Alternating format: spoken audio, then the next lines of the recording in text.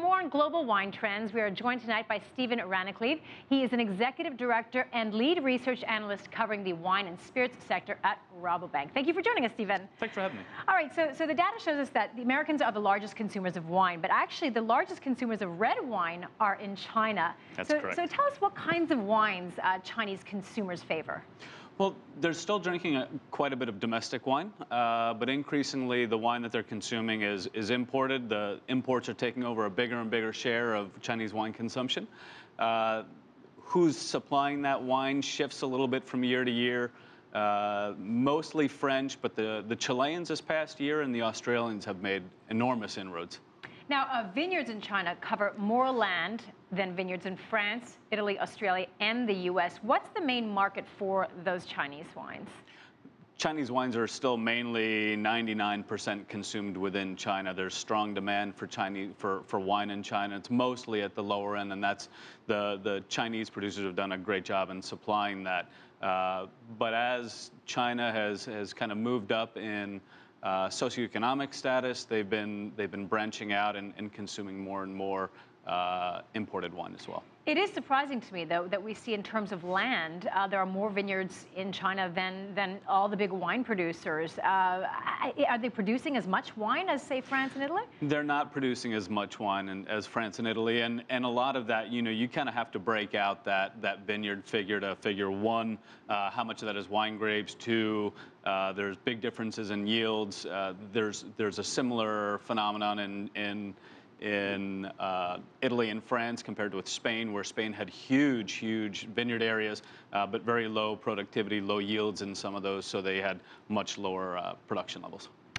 Now, at the moment, we don't see any Chinese wines at any major New York restaurants. Do you think that is going to change in the future? Because at one time, we didn't see many South African wines, Chilean wines. Of course, that's all changed. Will that happen for China as well?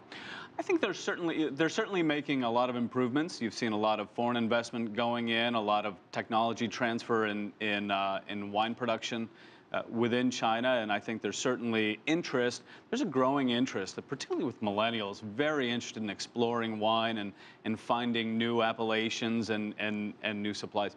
That said, I think China has an awful lot to do just to meet its own demand, and there's always kind of a local premium for local producers, where the local market certainly values that much more than the international market. We have the same thing here in the U.S. You say we have the same thing here in the U.S. Now, what about in Europe? France and Italy seem to export most of their wines. Why is that happening? Well, they have a large production base. They're traditionally big wine drinkers. Over time, consumption in a lot of these traditional wine drinking countries has fallen. They are drinking less at lunchtime. There's drunk driving laws, a lot of controls on those sorts of things, and the younger generation just doesn't drink as much, very health conscious. So their consumption is falling a bit, and to maintain sales, they're looking abroad. They're being forced to look abroad and finding some success in a lot of different markets. It's a challenging venture to find new markets all the time. But they seem to be finding some success. Are we also seeing that tastes are changing in Europe, that they maybe perhaps prefer spirits now, or beers? Is that absolutely a growing that's area? A big like part with the micro of it. beer Yeah, it used to be. Here? You look at the per capita consumption patterns in places like Italy and France and Spain. It was almost exclusively wine. You're seeing the younger generations in particular moving more to beer and spirits, but also just drinking less overall. And in terms of where else in the world you see that demand and interest in wine is really growing, can you pinpoint some areas? There's been a lot of different markets that have seen interesting growth. Up until recently, Brazil was a really big growth market. You've seen at times places like Mexico. Russia was a really big growth market. They've kind of stepped back a little bit with the challenges with the ruble and the kind of based around oil prices. And you've seen a similar phenomenon in Africa as well, where you've seen big markets, really big growth engines like Nigeria and Angola, which were really interesting growth markets for wine for a couple of years.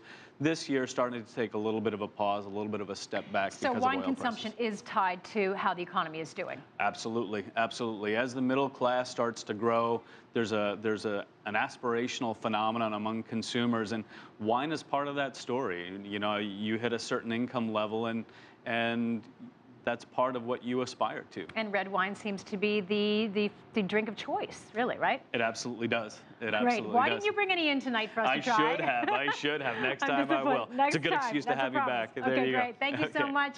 That was Stephen Rannekleiv, the Executive Director at Rabobank.